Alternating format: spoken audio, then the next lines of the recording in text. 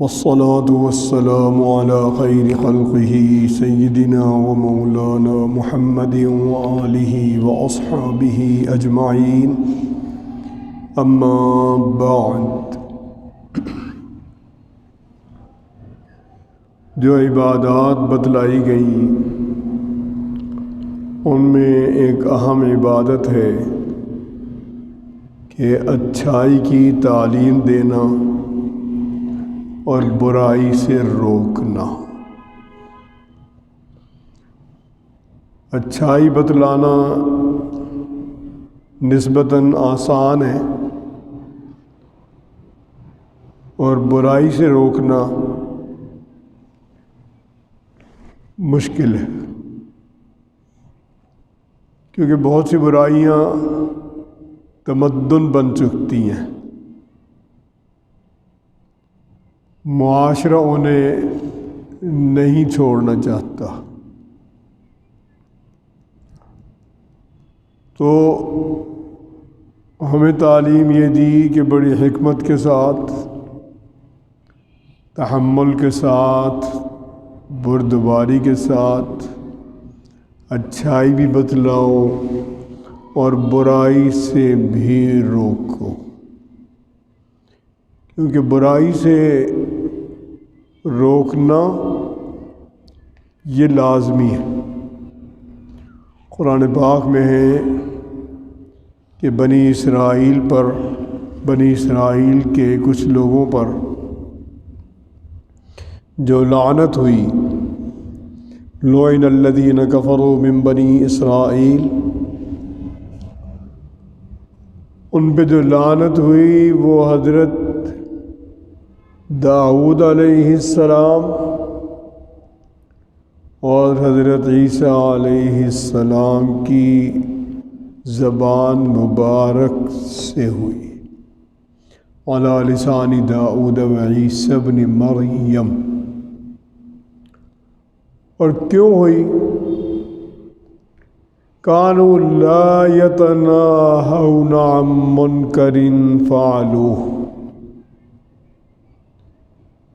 جن برائیوں میں تھے وہ اس سے روکتے نہیں تھے، چل رہی ہے چلنے دو۔ جیسے ہمارے اب شہری ماحول، لاہور، کراچی، پنڈی، ان میں بہت سی برائیاں ہیں اور وہ ان کو برائی نہیں سمجھتے۔ ابھی دیکھتے دیکھتے ایک تمدن آیا نیا کہ دلہن کو اسٹیج پہ بٹھانے لگے۔ اس سے پہلے تمدن آیا مخلوط بیٹھنے لگے، عورتیں مرد مخلوط۔ تو جب آج سے 30-40 سال پہلے جائیں، مخلوط بیٹھنے کا تصور نہیں تھا، مرد الگ بیٹھتے تھے، خواتین الگ بیٹھتے تھے۔ سب سے پہلے کراچی میں یہ دستور آیا کہ وہاں عورتیں مرد مخلوط بیٹھتے تھے، لیکن ان پہ تنقید کرتے تھے کہ دیکھو جی عورتیں بھی مرد بھی ایک جگہ بیٹھے ہوئے ہیں، بری بات ہے۔ اب وہ بری بات ہم میں بھی آ گئی۔ ایک اور بات جو بالکل نئی ہے وہ یہ ہے کہ امام یا خطیب جو بھی نکاح پڑھا رہا ہے، تو ایک طرف لڑکی بیٹھی ہوتی ہے، ایک طرف لڑکا بیٹھا ہوتا ہے، درمیان میں امام، مجمع عام ہے۔ وہ کہتے ہیں خطبہ پڑھو، اس سے بھی ہاں کہلواؤ، اس سے بھی ہاں کہلواؤ، اور کہتے ہیں کہ منع نہیں کرنا، ہمارے رشتہ داری خراب ہو جائے گی، ایسے کرنا۔ اب یہ چیزیں بڑھتے چلے جا رہے ہیں۔ یہ چیزیں وہ ہیں جو قابل لعنت ہیں۔ ایک یہ بڑا غلط رواج ہے لڑکی سے ہاں کہلوانے کے لیے کہتے ہیں نکاح خوان کو لے جائیں، یہ حرام ہے، یہ جائز نہیں ہے۔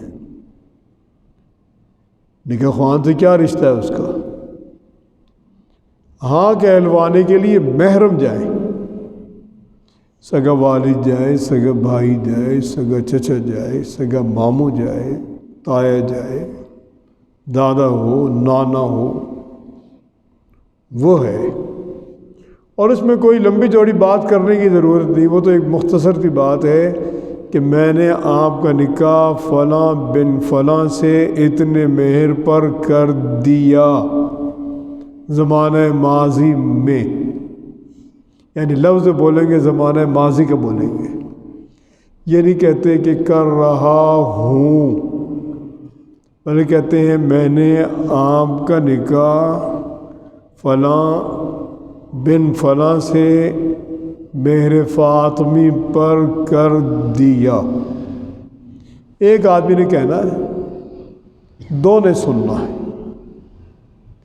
اب یہ آدمی وکیل بن گیا لڑکی کا، وہ مجمع میں آ کے کہتا ہے کہ میں وکیل ہوں اور میں اجازت لے کر آیا، دو میرے گواہ۔ میں ایک جگہ تھا، وہاں پر جو مؤذن تھا وہی نکاح خوان بھی تھا۔ اس نے ان کا یار آپ خود ہی چلو ہاں کہلوانے، وہ خوشی خوشی چلا گیا۔ لیکن وہ تو مؤذن ہے، مؤذن عام طور پہ پڑھے لکھے نہیں ہوتے۔ اب ایسا دور آ گیا گناہ کا، معصیت کا، کہ ہر آدمی جانے کے لیے آمادہ ہے۔ یہ جائز نہیں ہے، لے جانا بھی جائز نہیں، جانا بھی جائز نہیں، کیونکہ ہمارے شہر کا ماحول بے پرد ہے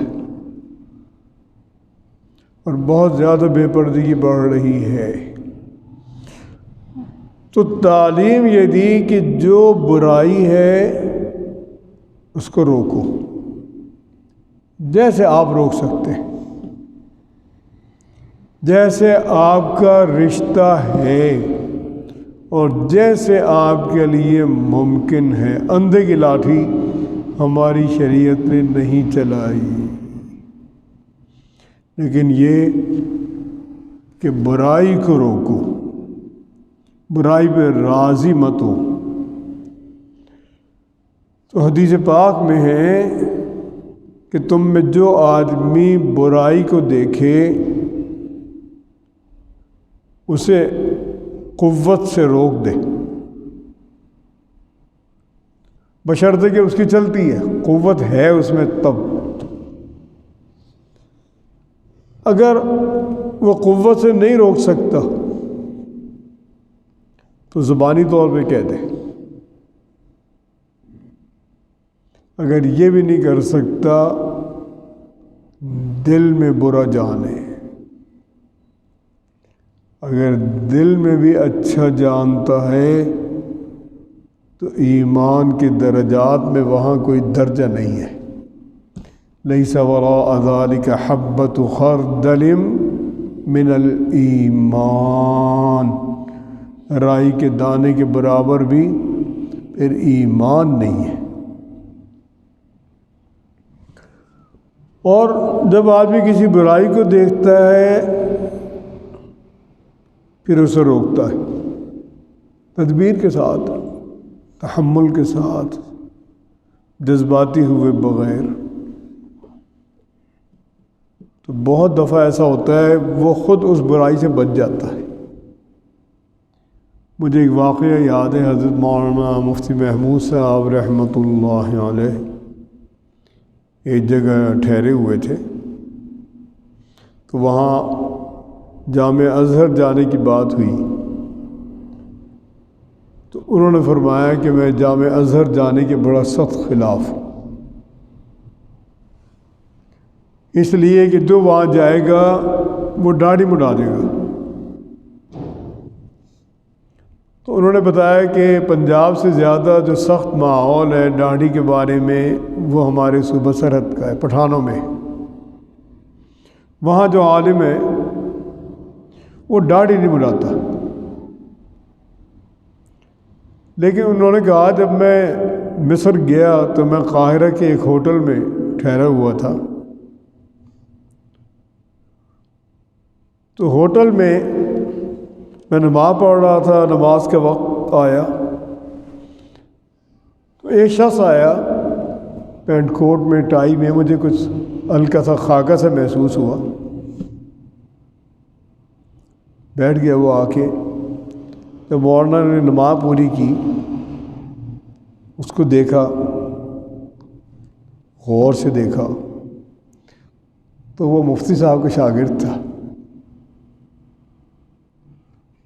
اس نے داڑھی بھی منڈوا دی تھی، پینٹ کوٹ بھی پہنی ہوئی تھی، ٹائی بھی لگائی ہوئی تھی۔ کہتے ہیں میں نے کہا بھائی یہ کیا کیا؟ تو عالم دین ہے۔ اس نے کہا یہاں کا ماحول ایسا ہے کہ استاد، شیخ الحدیث، تفسیر پڑھانے والا سبھی داڑھی منڈے ہیں، اور داڑھی کا مذاق کرتے ہیں تو میں وہ مذاق برداشت نہیں کر سکا۔ مفتی صاحب کے شاگردوں میں ایک بنگالی بھی تھا، اس زمانے میں بنگلہ دیش کے طلبہ، بنگال کے طلبہ یہاں پڑھتے تھے، وہ بھی مفتی صاحب سے ملنے آئے، کئی لوگ آئے، ان میں ان دو کا تذکرہ خاص طور پہ کیا۔ ان کا وہ جب آیا تو اس کی مسنون داڑھی، عالمانہ وضاقتہ، لباس سارا، کوئی تبدیلی نہیں۔ تو مفتی صاحب نے اس سے پوچھا کہ آپ کیسے بچ گئے؟ اس نے کہا میں ایسے بچ گیا کہ میں نے آتے ہی ہر بندے کو داڑھی کی تبلیغ شروع کر دی، کوئی رکھتا ہے نہیں رکھتا، میں تبلیغ کر دیتا تھا، استادوں کو بھی، پروفیسروں کو بھی، ڈاکٹروں کو بھی، اور وہاں سب پی ایچ ڈی ڈاکٹر تھے پڑھانے والے۔ تو اللہ تعالیٰ نے اس کو بچایا اس ذریعے سے کہ اس نے وہاں جا کے تبلیغ شروع کر دی، اس نے یہ ایک حیلہ کیا اپنے لیے اور وہ اس میں کامیاب رہا۔ لیکن اگر آپ مزید غور کریں تو یہ چیز ارادے کی ہے۔ بات تھوڑی سی بے مقصد بھی ہو رہی ہے، ایک واقعہ سنا کے پھر اگلی حدیث کا ترجمہ کرتا ہوں۔ ہندوستان میں ایک گروپ ہے، کاروباری بڑا گروپ، جیسے ہمارے یہاں معروف گھرانے، سہگل اور اس طرح کا۔ ان کا ایک اشتہار آیا کہ اس تعلیم کا آدمی ہمیں چاہیے،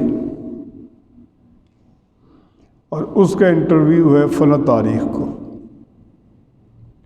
تو سہارنپور سے ایک نوجوان جن کی وہ تعلیم تھی اور اعلیٰ تعلیم تھی، وہ بھی گئے انٹرویو دینے، لیکن اس کی تعلیم یونیورسٹی کی تھی اور وضاقتہ جو تھی وہ عالمانہ تھی، داڑھی بھی، ٹوپی بھی۔ وہاں انٹرویو ہوئے، امتحانات ہوئے، نتیجے میں یہ کامیاب ہو گیا اور اچھے نمبروں میں کامیاب ہو گیا۔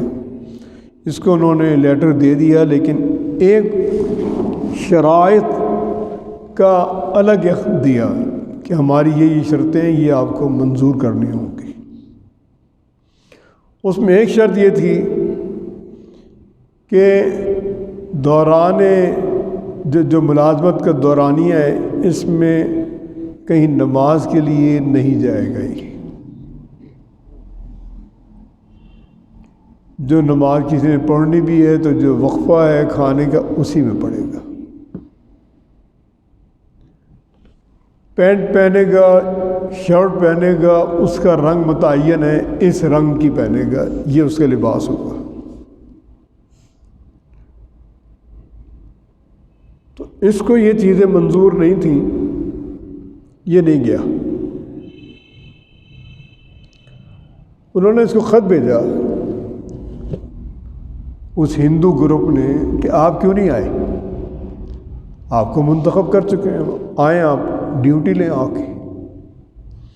تو اس نے انہیں لکھا کہ مجھے یہ شرائط قبول نہیں ہے،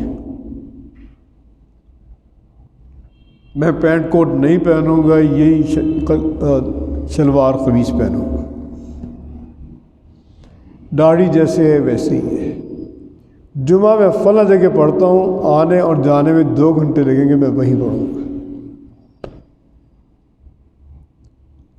انہوں نے ساری شرطیں قبول کی، کہا کہ آ جاؤ۔ اب یہ کیا، یہ اللہ نے اس کو ارادہ دیا، اس میں صلاحیت تھی، برکت ہو گئی۔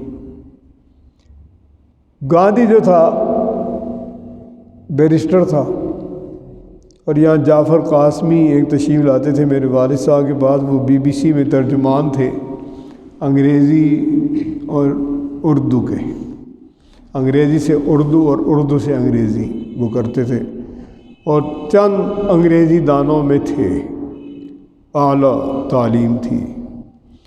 تو وہ بتاتے تھے کہ گاندھی کی انگریزی بے عیب تھی، بیرسٹر تھا پرانے دور کا، لیکن جب اس نے اپنی رہبانیت اختیار کی تو وہ ایک چادر اور ایک تہمد احرام والا لباس تھا، پیٹ عام طور پہ کھلا ہوتا تھا۔ تو ملکہ برطانیہ نے دعوت کی، وہاں لندن گیا، وہ اسی حلیے میں گیا، وہاں روک دیا، اور جو پروٹوکول آفیسر تھا اس نے ان سے کہا کہ کیا آپ نے دعوت نامہ نہیں پڑھا؟ یہ ملکہ کی دعوت ہے، اس میں لباس کا رنگ بھی متعین ہے، یہ لباس ہوگا، تو آپ اس حلیے میں آ گئے۔ تو اس نے کہا آپ ملکہ کو بتاؤ، یہ جو وہاں چیف پروٹوکول ہے اس کو بتاؤ کہ گاندھی آیا ہے اس لباس میں ہے، انہیں میری ضرورت ہوگی لے جائیں گے، ورنہ میں واپس چلے جاؤں گا۔ جب اطلاع دی گئی تو وہ چیف خود آیا لینے، وہ اسی طرح جا کے بیٹھا، اسی لباس میں اس نے خطاب کیا۔ یہ انسان کا ارادہ ہے، وہ ارادہ کرتا ہے، اللہ تعالیٰ اس میں برکت دیتے ہیں۔ تو ہمیں تعلیم دی گئی کہ جب تم برائی دیکھو، کم سے کم درجہ ہے کہ اس پہ راضی نہیں ہونا۔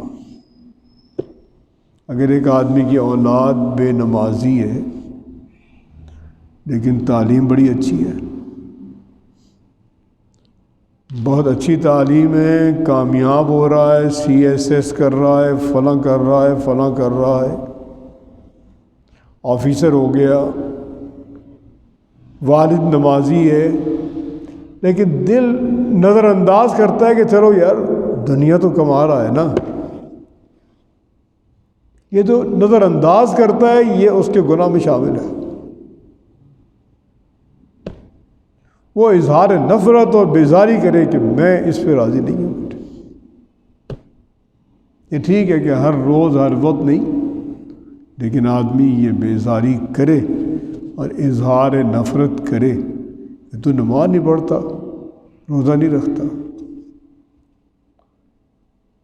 تو میں تجھ سے راضی نہیں ہوں، اللہ بھی راضی نہیں، اور حقیقی طور پہ برکت بھی نہیں ملے گی، کیونکہ اصل چیز اللہ تعالیٰ کی برکت ہے۔ آپ اپنے معاشرے پہ غور کریں، اب تو وہ دستور نہیں رہا، پہلے زمانے میں بوڑھی خواتین کہانیاں سناتی تھیں، اس کی بڑی اچھی تربیت تھی، میری والدہ مرحومہ بھی سناتی تھی، اور کبھی کبھی رات کا اتنا انتظار ہوتا تھا کہ جلدی ہوتی تھی، کیونکہ وہ رات کو سناتی تھی سوتے وقت، لیکن وہ نہیں ہے۔ لیکن جب آپ معلومات کریں گے، دادا پردادا، ان لوگوں میں یہ چیزیں نہیں تھیں جو آج ہیں،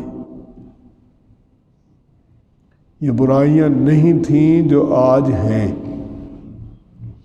تو ہمیں یہ تعلیم دی کہ جب برائی دیکھو روکو، قوت ہے قوت سے روکو، قوت مار پیٹ والی نہیں، آپ کی بات کتنی چلتی ہے، اگر آپ کی بات چلتی ہے آپ چلاؤ۔ ایک عالم کے یہاں ان کی اولاد نے ڈھول شروع کر دیے رات کو،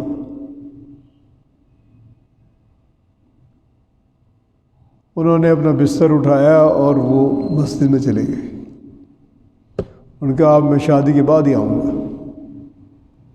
ڈھول رک گئے، ان کا جب باپ شامل نہیں ہے پھر کیا کرنا، لیکن جھگڑا نہیں ڈالا، انہوں نے اپنا بستر بوریا اٹھایا، ان کا میں مسجد میں جا رہا ہوں بس۔ تو جیسے روک سکتے ہیں تدبیر سے، سمجھا کر، کوئی سمجھوتا کر کے، کوئی قدر مشترک نکال کے، وہ کرنا ضروری ہے۔ اور برائی پہ راضی ہونا یہ بہت بڑا گناہ ہے، یہ گناہ میں شرکت ہے۔ حضور اکرم صلی اللہ علیہ وسلم نے ایک مثال دی کہ برائی سے روکنا کتنا ضروری ہے۔ اب آپ فرض کریں کہ ایک کشتی ہے 2 منزلہ، پہلی منزل والے پانی لینے کے لیے دوسری منزل پر آتے ہیں، نچلی منزل ایسی ہے جو پانی سے بہت متصل ہے اور وہاں سے پانی نہیں لیا جا سکتا۔ جب دوسری منزل والے پانی لیتے ہیں یا پہلی منزل والے اوپر جاتے ہیں اور اپنے لیے پانی نچلی منزل پر لاتے ہیں کشتی یا جہاز میں، تو وہ خود بھی بوجھل ہوتے ہیں اور دوسری منزل پہ رہنے والے بھی بوجھل ہوتے ہیں کہ آپ پانی لے کے جاتے ہیں، یہاں گرا دیتے ہیں، یہ چھینٹیں پڑتی ہیں، یہ فلاں ہوتا ہے، یہ فلاں ہوتا ہے۔ ارشاد ہوا کہ اب غور کرو، اگر نچلی منزل میں کوئی آدمی غصے میں آ جاتا ہے اور وہ کہتا ہے کہ میں یہیں پر سوراخ کر کے کشتی میں اور پانی لیتا ہوں، تو بتاؤ اس کو روکو گے کہ نہیں روکو گے؟ نہیں روکو گے غرق ہو جاؤ گے۔ روکنا پڑے گا۔ تو بتایا کہ برائی سے روکنا اتنا ضروری ہے۔ اور روکنا کیسے؟ موجودہ وقت میں وہ تدبیر کے ساتھ، جس میں آدمی ارادہ کرے کہ غصے میں نہیں آنا، ارادہ کرے تحمل رکھنا ہے، ارادہ کرے جذباتی نہیں ہونا۔ ان چیزوں کے ساتھ جب آپ روکیں گے تو برکت ہوگی۔ کیونکہ ایک آدمی بھی اگر مجمع میں ایک بات کہتا ہے تو امید ہے کہ وہ مجمع، وہ ماحول عذاب سے بچ جائے گا۔ تو حضور اکرم صلی اللہ علیہ وسلم نے بہت جگہ تعلیم دی، اور ایک تعلیم یہ دی کہ تم جو کہو وہ خود بھی کرو۔ یہ مقصد نہیں ہے کہ لوگوں سے کہو اے لوگوں پردہ کرو، اپنی بیٹیوں کو پردہ کراؤ، بیوی کو پردہ کراؤ، بہنوں کو پردہ کراؤ، اور خود اس کی بیٹیاں بے پرد پھر رہی ہوں، بے پرد بھی پھر رہی ہوں، بال بھی کٹے ہوئے ہوں اور بازو بھی یہاں تک ہوں، اور وہ قبلہ بھی ہوں اور پیر صاحب بھی ہوں، خطیب صاحب بھی ہوں۔ یہ جائز نہیں ہے، یہ زیادہ بڑا گناہ۔ حدیث پاک میں ہے کہ ایک آدمی کو قیامت میں لایا جائے گا اور اسے جہنم میں ڈال دیا جائے گا. اس کے آنتیں باہر نکل آئیں گی اور وہ ان آنتوں کے گرد چکر لگاتا رہے گا جیسے کولو کا بیل یا گدھا یا کوئی بھی جانور چکر لگاتا ہے. لوگ اسے پہچان لیں گے، کہیں گے اے فلاں شخص تیرا کیا معاملہ ہے، ما شانک؟ تو ہمیں بڑی اچھی باتیں بتاتا تھا، ہمیں برائی سے روکتا تھا. تو وہ کہے گا کہ میں آپ کو اچھی باتیں بتاتا تھا، خود نہیں کرتا تھا. آپ کو برائی سے روکتا تھا، خود برائی کرتا تھا. رب العالمین کو یہ پسند نہیں. اس کو وہاں ممتاز کیا جائے گا کہ یہ وہ آدمی، کیونکہ بہت سے لوگوں کو ممتاز کیا جائے گا. ایک صحابی کو نصیحت کی جب انہیں ایک جگہ عامل بنا کے بھیجا، فرمایا دیکھو ایسا نہ ہو کہ تم قیامت میں آؤ اور تمہارے کندھوں پر اونٹ سوار ہو اور چلا رہا ہو، یا بکری سوار ہو اور چلا رہی ہو، گائے سوار ہو چلا رہی ہو، کپڑے تمہارے اوپر ہوں اور وہ جیسے ہوا میں جھنڈے میں ایک لہر اور ایک آواز پیدا ہوتی ہے اس میں پیدا ہو رہی ہو، جو نشانی ہو کہ تم نے اونٹ چوری کیا، بکری چوری کی، گائے چوری کی، کپڑا چوری کیا، پیسہ چوری کیا. تو بہت سے صحابہ کہتے تھے کہ یا رسول اللہ ہم عامل بنتے ہی نہیں، بس احتیاط اسی میں. تو یہ بتلایا کہ جب تم چوری کرو گے تو چور وہاں ایک ممتاز طور پر ہوگا. جو چیز چوری کی وہ اس پہ سوار ہوگی اور اس کو ایک آواز دے دی جائے گی، اس سے وہ آواز پیدا ہوگی، وہ نشانی ہوگی کہ یہ آدمی چور ہے. حضور صلی اللہ علیہ وسلم نے بتایا بہت سے لوگ اس طرح کے ہوں گے کہ مجھے آواز دیں گے، حالانکہ کہ انہوں نے دنیا میں چوریاں کی ہوں گی، جو چوریاں کی ہوں گی وہ ان کے ساتھ ہوں گی، نظر آ رہی ہوں گی، آواز کر رہی ہوں گی، تو مجھے آواز دیں گے یا رسول اللہ اغثنی، اے اللہ کے نبی میری مدد فرمائیں. جناب فرماتے ہیں میں انہیں کہوں گا کہ میں تمہاری کوئی مدد نہیں کر سکتا، میں تمہیں پیغام دے چکا تھا. تو خائن بہت ممتاز ہوگا، نمایاں. اسی طرح وہ آدمی بھی جو مبلغ ہے اور خود اس کے اعمال بھیانک ہیں، وہ بھی اللہ کے یہاں ایک امتیاز رکھتا ہوگا عذاب میں، جو نشانی ہوگی کہ یہ آدمی دنیا میں بڑی باتیں مٹکاتا تھا، بڑی اوپر کی باتیں کرتا تھا اور نجی زندگی اس کی یہ تھی. تو اللہ تعالی ہم سب کو اچھی توفیق نصیب فرمائیں اور ہمیں گناہوں سے بچا لیں، اچھائی کی توفیق بخشیں، ہمیں ہماری اولادوں کو پاک دامنی نصیب فرمائیں اور اپنی ذات عالی کی محبت نصیب فرمائیں.